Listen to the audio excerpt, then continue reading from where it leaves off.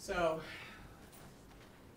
it's going to be hard for you to see this, but I'll just simply say that what we did was we tried to take the existing envelope for the golf and we tried to figure out, well, how do we modernize the course? It was built in it was essentially 1955 is kind of the right year to ascribe to it. That's kind of the standard that it was built to.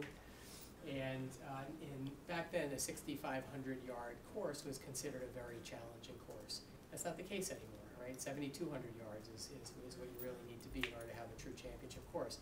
You know, because clubs, technology has gotten better and people hit the ball farther.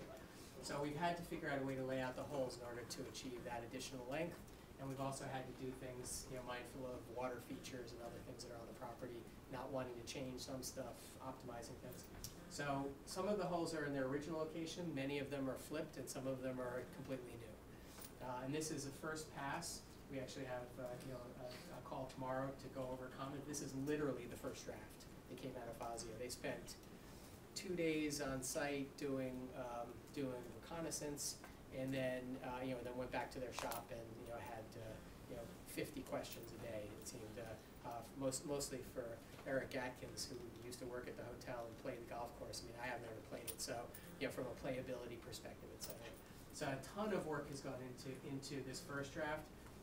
A problem with this first draft is you notice that holes 1 and 2 sit where the temporary casino would go. We haven't reconciled that yet.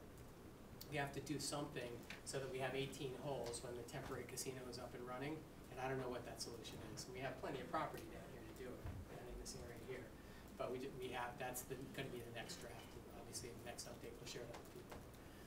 So that is, that's in a nutshell. I guess we talked about demolishing most of the buildings, the construction. So the development, it's really a redevelopment. It's not a new development, it's a redevelopment. We put everything back on the same footprint that the old buildings are. We're building to the same number of rooms that were there before. What we're trying to do is we're trying to make sure that this is a redevelopment of the Nevel back into what it was. Maybe new buildings, but it's going to be back to really what it was. And we would focus on LEED certification, which is it's a standard of construction that is environmentally friendly, for lack of a better way to say it. So it's a big deal in the industry.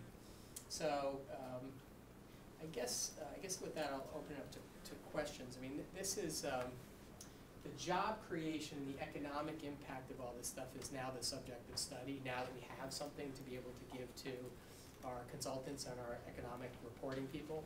And so what's going to end up happening is over the next couple of months we'll be coming out with reports that will say, if you build this, here's how many jobs, here's the direct, here's how many indirect jobs, here's the other impacts that are going to happen on the community, positive and negative. And so we're going to come up with all of that stuff in subsequent meetings, but it all starts with this, and that's a plan. So I'll open it up to questions if anybody has any.